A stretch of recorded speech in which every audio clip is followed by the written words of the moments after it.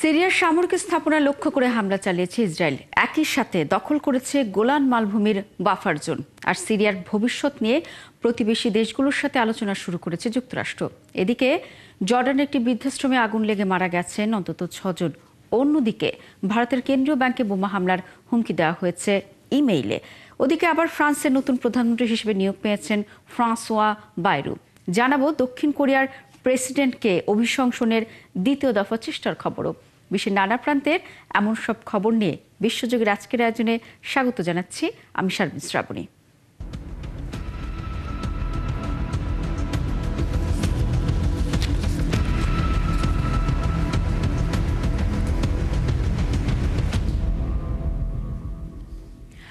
সিরিয়ার রাজধানী দামেস্কের কাছে হামলা চালিয়েছে ইসরায়েল। শুক্রবার রাতে সামরিক স্থাপনা লক্ষ্য করে এই হামলা হয়েছে।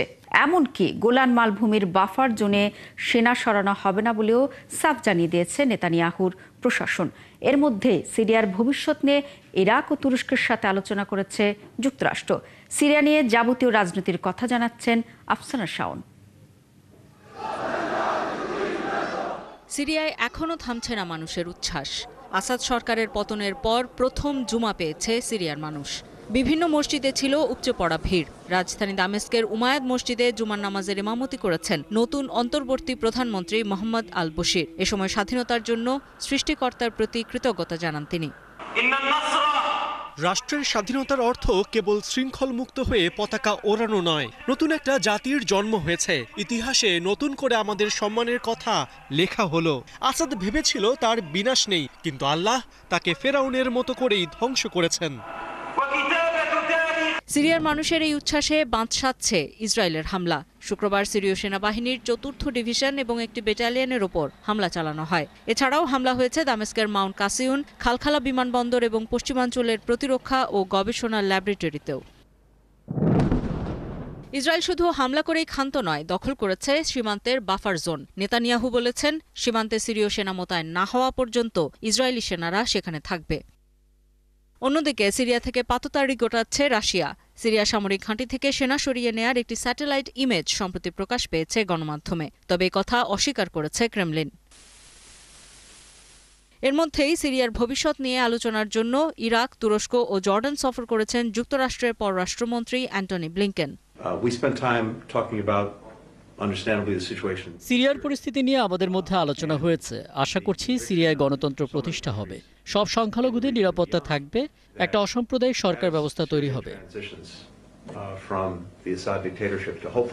তুরস্কে গিয়ে প্রেসিডেন্ট এরদোয়ানের সঙ্গে বৈঠক করেছেন মার্কিন পররাষ্ট্রমন্ত্রী। তুর্কি পররাষ্ট্রমন্ত্রীর সাথে যৌথ সংবাদ সম্মেলনে আইএস বিরোধী অবস্থান স্পষ্ট করেন তিনি। আইএসআইএসকে দমনের বিষয়ে আমরা কথা বলেছি। আঞ্চলিক খেলাফত ধ্বংস করার জন্য অনেক বছর ধরে কাজ করছে আমাদের দেশ। তারা যেন আবারও মাথাচাড়া দিতে না পারে তা নিশ্চিত করতে হবে। আমাদের চেষ্টা চলতেই থাকবে। তুরস্কের পররাষ্ট্রমন্ত্রী হাকান ফিদান বলেছেন, তার দেশের অগ্রাধিকার হল সিরিয়ার স্থিতিশীলতা নিশ্চিত করা এবং সন্ত্রাসী গোষ্ঠীগুলোর আধিপত্য বিস্তার বন্ধ করা। আফসানা শাওন, ৭১। সিরিয়ার প্রেসিডেন্ট বাশার আল আসাদের পতনের পর দেশ জুড়ে চলছে ক্ষমতা দখলের ভয়ানক খেলা। দেশের অধিকাংশ জনগণই প্রধান বিদ্রোহী গোষ্ঠীগুলোকে একত্রিত হওয়ার আহ্বান জানালেও আগামীতে তাদের স্বার্থ বড় চ্যালেঞ্জ হিসেবে আবির্ভূত হতে পারে বলে ধারণা করছেন অনেকে। এদিকে বিদ্রোহীদের আক্রমণের মুখে সিরিয়া থেকে লেবাননে পালিয়ে যাচ্ছেন হাজারো শিয়া মুসলিম। এছাড়া এর মধ্যে যারা লেবানন ও তুরস্কে চলে গেছেন তারাও আর দেশে ফিরতে আগ্রহী নন। আরও জানাচ্ছেন ঋতু সাহা। সিরিয়ায় বাশার আল আসাদের পতন হলেও একক কোনো গোষ্ঠীর হাতে নেই দেশটির নিয়ন্ত্রণ। প্রধান 3টি বিদ্রোহী গোষ্ঠীর হাতে মূলত রয়েছে সিরিয়ার নিয়ন্ত্রণ, যারা দেশটির বিভিন্ন অঞ্চল দখল করে রেখেছে। বাশার আল আসাদের পতনে ভূমিকা রেখেছে হায়াত তাহরির আল শাম HTS। এতে তাদের সাথে ছিল আরও কয়েকটি গোষ্ঠী। তবে সম্প্রতি তারা দামেস্ক সহ দেশটির বেশ কিছু গুরুত্বপূর্ণ শহর দখল করে রেখেছে। এদিকে সিরিয়ার পূর্বাঞ্চলের বড় অংশের নিয়ন্ত্রণ রয়েছে সিরিয়ান ডেমোক্রেটিক ফোর্সের হাতে। তারা যুক্তরাষ্ট্র সমর্থিত কুর্দিশ গোষ্ঠী। এছাড়া তুরস্কের সমর্থিত সিরিয়ান ন্যাশনাল আর্মির নিয়ন্ত্রণে রয়েছে সিরিয়ার উত্তরাঞ্চল। এদিকে সম্প্রতি সিরিয়া ও লেবাননের সীমান্ত দিয়ে হাজারো মানুষ সিরিয়া ছেড়ে লেবাননে যাওয়ার চেষ্টা করছে। লেবানন কর্তৃপক্ষ বলছে, সিরিয়া থেকে যেসব মানুষেরা পালিয়ে এসেছেন তাদের বেশিরভাগই শিয়া মুসলিম। দামেস্কের নতুন শাসকদের কাছ থেকে তারা নিরাপদ থাকার আশ্বাস পেলেও নিপীড়নের ভয়ে সেখান থেকে পালিয়ে এসেছেন। তারা আমাদের বাড়িঘর থেকে চুরি করছে, মানুষকে হত্যা করেছে এবং অস্ত্র দেখিয়ে আমাদের হুমকি দিচ্ছে। আমরা ঘরে 1 মিনিটও ঘুমাতে পারছি না। 4 দিন ঘুম খাবার ছাড়াই লেবাননে পালিয়ে যেতে হয়েছে আমাদের। তবে জীবনযাত্রার উচ্চ ব্যয়ের কারণে আমরা লেবাননেও থাকতে চাই না। তাদের মধ্যে অনেকে বার্তা সংস্থা রয়টার্সকে দেয়া সাক্ষাৎকারে জানিয়েছে, কখনো ব্যক্তিগত আবার কখনো সামাজিক যোগাযোগ মাধ্যমে তাদেরকে বিভিন্ন ধরনের হুমকি দেয়া হচ্ছে। এর আগে 1 লাখেরও বেশি মানুষ অবৈধভাবে লেবাননে প্রবেশ করেছে বলে জানিয়েছে দেশটির কর্তৃপক্ষ। এখানে প্রথমে যুদ্ধ শুরু হয়েছিল সিরিয়ার সরকার ও হায়াত তাহরির আল শামের মধ্যে। তবে এর 3-4 দিন পরেই আমরা বোমা হামলার শিকার হই। হঠাৎ করেই এক নেতার উচ্ছেদের নির্দেশ আমাদের অবাক করে দিয়েছে। তিনি এইচটিএস নাকি অন্য কোনো গোষ্ঠীর সদস্য, এই বিষয়েও আমরা জানি না। এছাড়া বাশার আল আসাদের পতনের পর এই সপ্তাহে লেবানন ও তুরস্কে চলে যাওয়া হাজারো বেসামরিক সিরিয়ায় ফিরে গেলেও অনেকেই দেশটিতে ফিরে যেতে অস্বীকৃতি জানিয়েছে। তারা বলছেন, সিরিয়ার পরিস্থিতি স্থিতিশীল হওয়া না পর্যন্ত তাদের পক্ষে কোনোভাবেই দেশটিতে ফিরে যাওয়া সম্ভব নয়। ঋতু সাহা, ৭১। গত প্রায় 14 বছর ধরে গৃহযুদ্ধের ফলে সিরিয়ার অর্থনীতির অবস্থা বেশ খারাপ হয়েছে। আর্থিক দিক থেকে ঘুরে দাঁড়াতে তাদের গোটা বিশ্বের সাহায্য ও সহযোগিতা দরকার, কিন্তু কঠোর আন্তর্জাতিক নিষেধাজ্ঞা বহাল থাকায় সে পথ সহজ হবে না বলে মনে করছেন বিশেষজ্ঞরা। সৃষ্টি ঘটকের প্রতিবেদন। প্রায় 14 বছর ধরে চলা গৃহযুদ্ধ, আন্তর্জাতিক নিষেধাজ্ঞা, দেশ থেকে প্রায় 48 লাখ মানুষের চলে যাওয়ার ফলে সিরিয়া এখন মধ্যপ্রাচ্যের অন্যতম গরিব দেশ বলে পরিচিত। অথচ 2011 সালে সিরিয়ার অর্থনীতির পরিমাণ ছিল $6,750 কোটি। বিশ্বের 196টি দেশের মধ্যে অর্থনীতির নিরিখে সিরিয়া ছিল 68তম স্থানে। প্যারাগুয়ে ও স্লোভেনিয়ার সঙ্গে তুলনীয় ছিল তাদের জিডিপির পরিমাণ। কিন্তু গত বছর দেশটি ছিল 129তম স্থানে। বিশ্বব্যাংকের মতে তাদের অর্থনীতি এখন $900 কোটি। এখন চাঁদ ফিলিস্তিনের সঙ্গে তাদের তুলনা চলে। জাতিসংঘের শাখা সংগঠন OCH এর মতে দেশটির 70% মানুষ এখন গৃহহীন। এই দীর্ঘস্থায়ী সংঘাতের ফলে সেখানকার অবকাঠামোর অবস্থা খুবই খারাপ। বিদ্যুৎ, পরিবহন, স্বাস্থ্য ব্যবস্থা বেহাল। প্রচুর শহরে ধ্বংসের চিহ্ন ছড়িয়ে আছে। এই সংঘাতের ফলে সিরিয়ার পাউন্ডের মূল্য কমেছে। একই সঙ্গে সিরিয়ার মানুষের ক্রয় ক্ষমতাও পাল্লা দিয়ে কমেছে। সিরিয়ার অর্থনীতির 2টি স্তম্ভ হল তেল ও কৃষি। যুদ্ধের ফলে তাতে ধাক্কা লাগে। 2010 সালে তেল রপ্তানি করে সরকারের রাজস্বের 1/4 অর্থ আসত। কৃষি থেকেও সমপরিমাণ অর্থ আসত। কিন্তু আসাদের কাছ থেকে বিদ্রোহীরা, IS ও কুর্দিশ বাহিনী তেলের খনির নিয়ন্ত্রণ নিয়ে নেয়। আন্তর্জাতিক নিষেধাজ্ঞার ফলে সরকারও বিদেশে তেল রপ্তানি করতে পারে না। এবার সিরিয়া যারা ক্ষমতায় থাকবে তাদের শহরগুলোকে নতুন করে গড়ে তুলতে হবে। কৃষি এবং তেলের ক্ষেত্রকে সঠিকভাবে ব্যবহার করতে হবে। কিছু সিরীয় বিশেষজ্ঞ মনে করছেন 2011 সালের জিডিপিতে পৌঁছাতে অন্তত 10 বছর সময় লাগবে সিরিয়ার। তবে এরপরও যদি রাজনৈতিক অস্থিরতা দেখা দেয় তাহলে সিরিয়ার অবস্থা আরও খারাপ হবে বলে আশঙ্কা তাদের। তবে সিরিয়ার ক্ষেত্রে অত্যন্ত কঠোর আন্তর্জাতিক নিষেধাজ্ঞা জারি থাকবে। সিরিয়ার বিদ্রোহী সংগঠনকে জাতিসংঘ ও যুক্তরাষ্ট্র জঙ্গি সংগঠন বলে ঘোষণা করেছে। এই নিষেধাজ্ঞা জারি থাকলে কোনো আন্তর্জাতিক সংস্থা সিরিয়াকে সাহায্য করবে বলে বিশেষজ্ঞরা মনে করছেন না। সৃষ্টি ঘটক, ৭১। এবার নজর দিতে চাই গাজা পরিস্থিতির দিকে। গাজার নুসরাত শরণার্থী শিবিরের আবাসিক এলাকায় ইসরায়েলি হামলায় মারা গেছেন অন্তত 30 জন ফিলিস্তিনি, যাদের মধ্যে নারী ও শিশুও আছেন। রয়টার্স জানিয়েছে ফিলিস্তিনি শরণার্থীদের আশ্রয় নেওয়া একটি পোস্ট অফিসে শুক্রবার হামলা চালায় ইসরায়েল। তাতে 30 জনের মৃত্যুর পাশাপাশি গুরুতর আহত হন আরও অন্তত 50 জন। ফলে গত 24 ঘন্টায় ইসরায়েলের হামলায় গাজার প্রাণহানির সংখ্যা 66 জনে দাঁড়িয়েছে বলে জানিয়েছে স্বাস্থ্য কর্মকর্তারা।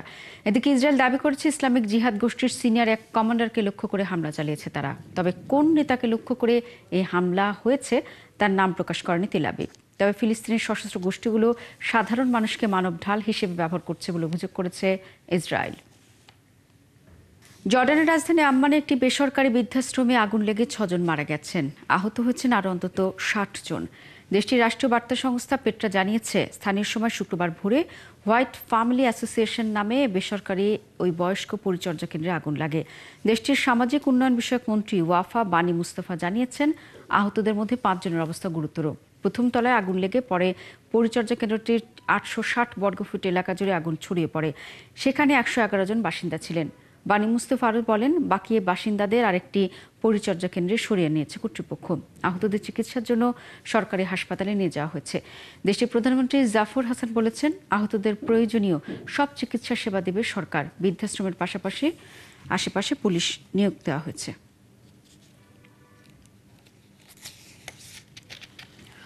আগামী 20 জানুয়ারি প্রেসিডেন্ট হিসেবে দায়িত্ব নেবেন ডোনাল্ড ট্রাম্প। দায়িত্ব গ্রহণের পর প্রথম দিকে প্রতিশ্রুতি অনুযায়ী অভিবাসন নীতিতে হাত দিতে পারেন তিনি। এর মধ্যেই তালিকায় থাকা 15 লাখ অবৈধ অভিবাসীকে নিজ দেশে ফেরত পাঠানো হবে বলে জানিয়েছেন তিনি। তবে এ তালিকায় 17,940 জন অবৈধ ভারতীয় রয়েছেন বলে দেশটির এক সংবাদ মাধ্যমের প্রতিবেদনে বলা হয়েছে। এর মধ্যে যুক্তরাষ্ট্রের হোমল্যান্ড সিকিউরিটি বিভাগ জানিয়েছে, ভারত সরকারের সাথে সমন্বয় করে তাদের ফেরত পাঠানো হয়েছে। এদিকে ভারতীয় সংবাদ মাধ্যমের প্রতিবেদনে বলা হয়েছে, যুক্তরাষ্ট্রে প্রায় 7,25,000 অবৈধ ভারতীয় রয়েছেন।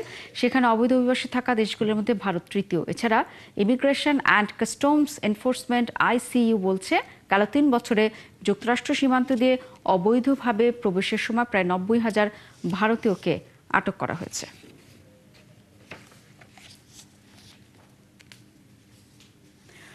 ভারতের কেন্দ্রীয় ব্যাংকের মুম্বাই শাখায় ইমেইলে বোমা হামলার হুমকি দেওয়া হয়েছে। শুক্রবার এমন তথ্য জানিয়েছে কর্তৃপক্ষ। গণমাধ্যমের খবরে বলা হয়েছে, রুশ ভাষায় লেখা ইমেইলে বলা হয়েছে, রিজার্ভ ব্যাংক অফ ইন্ডিয়ার মুম্বাই কার্যালয়ে বোমা হামলা করা হবে। ব্যাংকটির নবনিযুক্ত গভর্নর সঞ্জয় মালহোত্রার অফিসিয়াল ইমেইলে এ বার্তা পাঠানো হয়েছে। হুমকি পাওয়ার পর অজ্ঞাতনামা ব্যক্তি বিরুদ্ধে একটি মামলা করা হয়েছে। আর এই নিয়ে তদন্ত চলছে বলে জানিয়েছে মুম্বাই পুলিশ। ইমেল প্রেরকের IP অ্যাড্রেস চিহ্নিত করার চেষ্টা চলছে। VPN ব্যবহার করে করা হয়েছিল কিনা তাও খতিয়ে দেখা হচ্ছে বলে জানিয়েছে তারা। ভারতীয় পার্লামেন্টে হামলার 23 বছর পূর্তির দিনেই এলো এমন হুমকি। ইউক্রেনের স্মরণকালের সবচেয়ে বড় হামলা চালিয়েছে রাশিয়া। ইউক্রেনের বিদ্যুৎ অবকাঠামোর উপর প্রায় 93টি ক্ষেপণাস্ত্র ও 200টি ড্রোন হামলা চালিয়েছে মস্কো। শুক্রবার এক টেলিগ্রাম বার্তায় ইউক্রেনের প্রেসিডেন্ট ভলোদিমির জেলেনস্কি বলেছেন, প্রায় 3 বছর আগে রাশিয়ার পূর্ণমাত্রার হামলা শুরুর পর ইউক্রেনের বিদ্যুৎ অবকাঠামোর উপর এটাই সবচেয়ে বড় বোমা হামলা। তিনি আরও বলেন, ইউক্রেনের বিমান প্রতিরক্ষা বাহিনী রাশিয়ার ছোড়া 81টি ক্ষেপণাস্ত্র প্রতিহত করতে সক্ষম হয়েছে। চলতি বছর শুরুতে পশ্চিমা মিত্রদের দেয়া F-16 যুদ্ধবিমান দিয়ে এগুলো প্রতিহত করা হয়েছে বলে জানান তিনি। এদিকে রাশিয়ার প্রতিরক্ষা মন্ত্রণালয় জানিয়েছে, রাশিয়ায় যুক্তরাষ্ট্রের দেয়া মিসাইল ব্যবহার করে হামলা চালানোর জবাবে তারা ইউক্রেনে এই হামলা চালিয়েছে। ফ্রান্সোয়া বাইরুকে ফ্রান্সের নতুন প্রধানমন্ত্রী হিসেবে নিয়োগ দিয়েছেন প্রেসিডেন্ট এমানুয়েল ম্যাক্রো। শুক্রবার নতুন প্রধানমন্ত্রীর নাম ঘোষণা করেন তিনি। 73 বছর বয়সী বাইরু মধ্যপন্থী মোডেম পার্টির নেতা এবং দক্ষিণ পশ্চিম ফ্রান্সের একজন প্রভাবশালী রাজনীতিক, যিনি নিজেকে গ্রামের মানুষ বলে অভিহিত করেন। গত সপ্তাহে পার্লামেন্টে অনাস্থা ভোটে হেরে যান সাবেক প্রধানমন্ত্রী মিশেল বার্নিয়ে। ফলে দায়িত্ব গ্রহণের মাত্র 3 মাসের মাথায় পদত্যাগ করতে বাধ্য হন তিনি। মিশেল বার্নিয়ারের সরে যাওয়ার 1 সপ্তাহ পর ম্যাক্রোর কার্যালয় থেকে নতুন প্রধানমন্ত্রী নিয়োগের ঘোষণা এলো। প্রধানমন্ত্রী হিসেবে বাইরুর প্রথম কাজ হবে একটা বাজেট পাশ করা। তবে ব্যাপকভাবে বিভক্ত পার্লামেন্টে কাজটি তার জন্য বেশ কঠিন হবে বলেই মনে হচ্ছে। সাবেক শিক্ষামন্ত্রী এবং দক্ষিণ পশ্চিমাঞ্চলীয় শহর পাওয়ের মেয়র বাইরু 2017 সালে ক্ষমতায় আসার পর এমানুয়েল ম্যাক্রোর একজন মিত্র হয়ে ওঠেন। সেই মিত্রতার পুরস্কার হিসেবেই তাকে প্রধানমন্ত্রী করা হলো। আবারও অভিশংসনের মুখোমুখি হতে চলেছেন দক্ষিণ কোরিয়ার প্রেসিডেন্ট ইয়ন সুক ইয়োল। শনিবার স্থানীয় সময় বিকেল 4টার দিকে তার বিরুদ্ধে এই ভোটাভুটি হবে।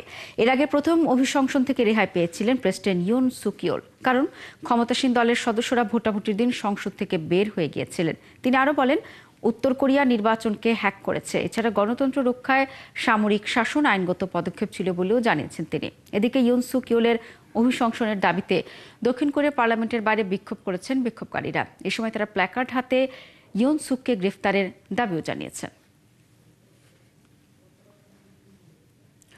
এই ছিল আজকের আয়োজনে। কাল একই সময় আবারও হাজির হবে বিশ্বযোগ। চোখ রাখুন ৭১-এর ফেসবুক পেজে এবং সাবস্ক্রাইব করুন ৭১-এর ইউটিউব চ্যানেল। থাকুন ৭১-এর সাথেই।